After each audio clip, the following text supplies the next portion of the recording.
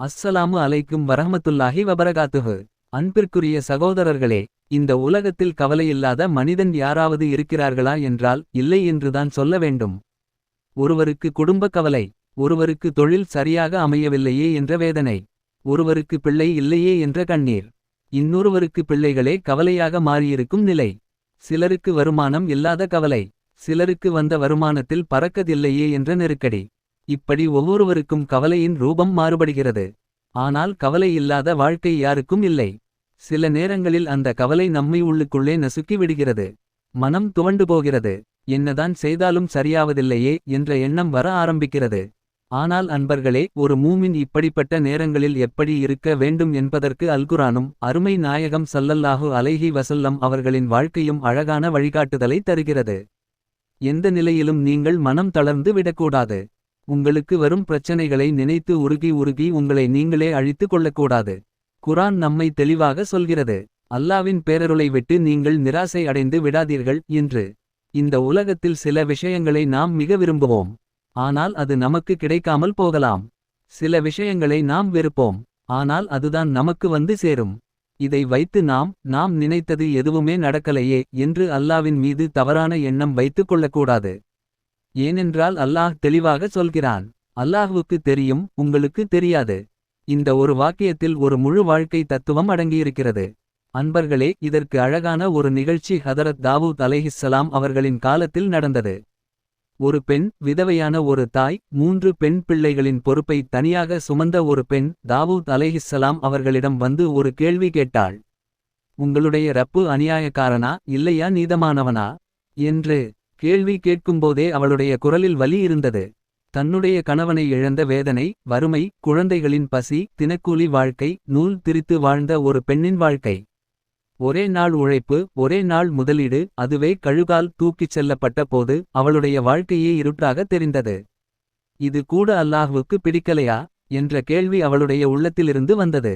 ஆனால் தாவூத் அலைஹிஸ்ஸலாம் அவளிடம் சொன்ன வார்த்தை மிக ஆழமானது. கொஞ்சம் பொறுமையாக இரு. அன்பர்களே, பொறுமை என்பது கஷ்டம் வராதிருப்பது அல்ல. கஷ்டம் வந்தாலும் அல்லாஹ்வை குறை சொல்லாமல் இருப்பதுதான் பொறுமை. சில நேரத்தில் அல்லாஹ் எதையாவது எடுத்தால் அதற்கு பதிலாக மிகப்பெரிய ஒன்றை கொடுக்கத்தான் எடுத்திருப்பான். அந்த பெண்ணின் நூலும் இரும்பு கம்பியும் 10 வியாபாரிகளின் உயிரை காப்பாற்றியது. அவர்கள் செய்த நேர்ச்சை அந்த பெண்ணின் வாழ்க்கையை மாற்றியது.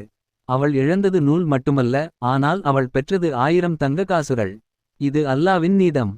அன்பர்களே, இதுதான் மூமினின் நம்பிக்கை. ஒரு கஷ்டம் வந்தால் அதற்கு பின்னால் 2 சந்தோஷம் இருக்கிறது என்று நம்புவது. அதனால்தான் அல்லாஹ் ஒரே வசனத்தை 2 முறை சொல்கிறான். நிச்சயமாக கஷ்டத்துடன் சுலபம் இருக்கிறது. இது வெறும் வார்த்தை அல்ல, வாழ்க்கை உண்மை. நபிகள் பெருமானார் ஸல்லல்லாஹு அலைஹி வஸல்லம் சொன்னார்கள், மூமினுடைய வாழ்க்கை முழுவதுமே ஆச்சரியமானது.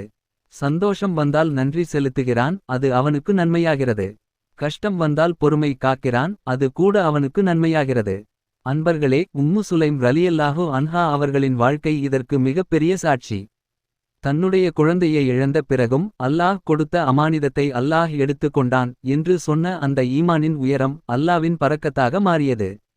அவர்கள் இழந்ததை விட சிறந்ததை அல்லாஹ் அவர்களுக்கு கொடுத்தான். அதேபோல உம்மு சலமா ரலியல்லாஹு அன்ஹா அவர்களின் வாழ்க்கையும் நமக்கு பாடம். கணவனை இழந்த பிறகும் நபி சொன்ன துஆவை நம்பிக்கையோடு ஓதினார். நபி சொன்ன துஆ, اللهم أجرني في مصيبتي واخلف لي خيرا منها. اللهم أجرني في مصيبتي واخلف لي خيرا منها. பொருள், யா அல்லாஹ், எனக்கு ஏற்பட்ட இந்த இழப்பிற்கு நீ எனக்கு நற்கூலியை வழங்குவாயாக. மேலும் நான் இழந்ததை விட சிறந்ததை எனக்கு மாற்றாக நீ அளிப்பாயாக. அல்லாஹ் அவருக்கு இழப்புக்கு கூலி கொடுத்தான், அதைவிட சிறந்த பரிசையும் கொடுத்தான். அன்பர்களே, இன்று உலகம் சொல்கிறது கவலையே பெரிய நோய் என்று. ஆனால் இஸ்லாம் சொல்கிறது, அல்லாவின் மீது உள்ள நம்பிக்கையே அந்த நோய்க்கு மருந்து என்று. கவலை வராமல் இருக்காது. ஆனால் கவலையில் மூழ்காமல் இருக்க முடியும். அதுதான் ஈமான். எனவே இன்று நீங்கள் எந்த நிலையில் இருந்தாலும், எந்த இழப்பில் இருந்தாலும், எந்த நெருக்கடியில் இருந்தாலும் இந்த ஒரு வார்த்தையை மனதில் பதிய வைத்துக் கொள்ளுங்கள். அல்லாஹ் இருக்கிறான். அவன் நீதமானவன். அவன் அறிவான். நான் பொறுமை காக்க வேண்டும். இந்த உரை உங்களுடைய உள்ளத்திற்கு ஒரு ஆறுதலாக இருந்திருந்தால், இந்த செய்தி இன்னொருவரின் வாழ்க்கைக்கும் நம்பிக்கையாக மாற வேண்டும் என்ற எண்ணம் உங்களுக்கு வந்திருந்தால், இந்த சேனலை சப்ஸ்கிரைப் செய்யுங்கள், இந்த வீடியோவுக்கு லைக் செய்யுங்கள், உங்கள் நண்பர்களோடு ஷேர் செய்யுங்கள். ஒரு ஷே கூட யாரோ ஒருவரின் கண்ணீரை துடைக்க காரணமாக இருக்கலாம்.